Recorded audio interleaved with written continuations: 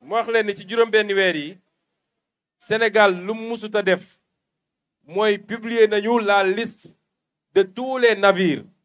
les 34 navires étrangers et les 9 navires, les 34 navires sénégalais et les 9 navires sénégalais nga xam ne étrangers yi nga xam ne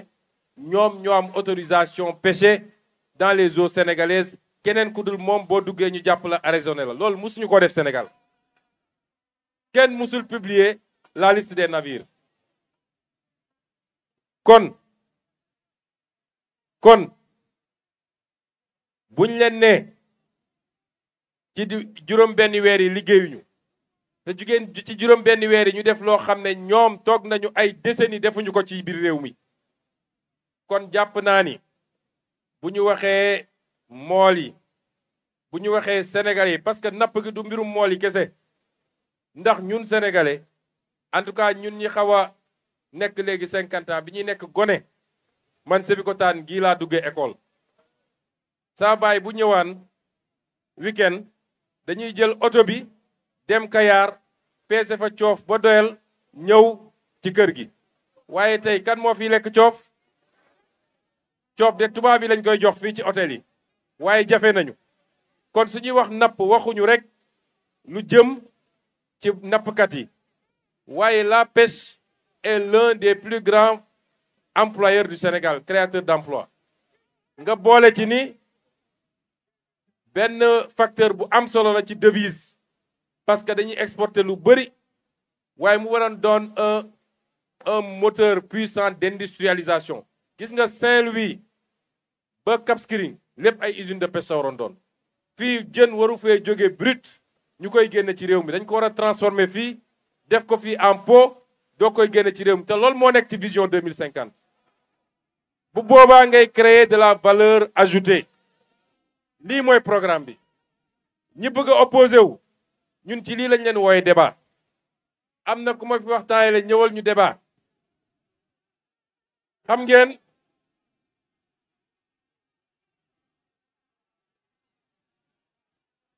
biñ ko nee ñëwal ñu débat dafa dem laqatu ñeenti fan ba ñu ne CNRA nee na d'accordul ci débat bi mu doog a génn ne d'accord naa débat ak Sonko loolu mooy mbirum buqat dëgg waaye moom xam na man xam naa yàlla xam na te nee na rapport musu koo épinglé mu wax leen ni ñaari rapport nu mu tuuti benn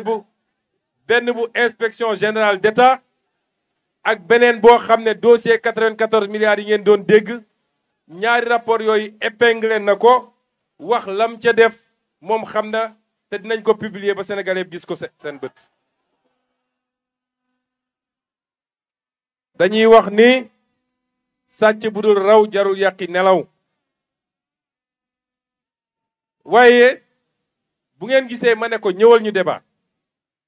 parce que ñun dañoo bëgg politique Sénégal ñu teg ko ci qualité xëy di wax waxu ñàkk fayda ñuy wax fële Ndakaaru topp ci deru nit ñi di wax suba ak ngoon loolu du politique yéen su ngeen ñu toppee xam ngeen lu tax parce que ñoo leen njëkk a taxaw ne leen pétrole bi ne leen gaz bi ne leen lempo gi ne leen mbay mi wax ak yeneen loolu moo tax ngeen topp ñu moo tax Sénégal yi dañu war a exigeant ku dem ba di waxati politique rek nañ ko ne kaay nga wax ñu yow ci mbay mi wala ci càmm gi wala ci pêche bi kaay nga wax ñu sa gis-gis lan la waaye am na ci ñoo xam ne bés ba ne ñi nga wax te baccalauréat amuñu ko baccalauréat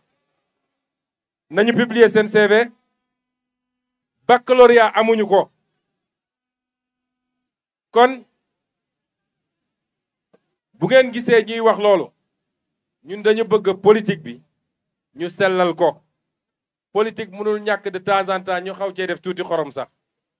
waaye saaga ak xasteeg ñoom seen bokkul ci politique ku amul xam-xam rek mooy xëy dem jël ay butéelu kenn xamul naan ba xamul fu mu nekk ñëw taxaw di xasteeg di saaga waaye ku jàng ba xam doo defee noonu politique moo tax ñaareelu poñ bi ma bëgg a waxtaan ak yéen nag ñaareelu poñ bi ma bëgg a waxtaan ak yéen loolu man la ak yéen mooy jeunesse bi ak ñun ñii dama koy tënk ci benn poñ mooy émigration clandestine maa ngi leen di gërëm bu ngeen nee maa leen tere mbëkki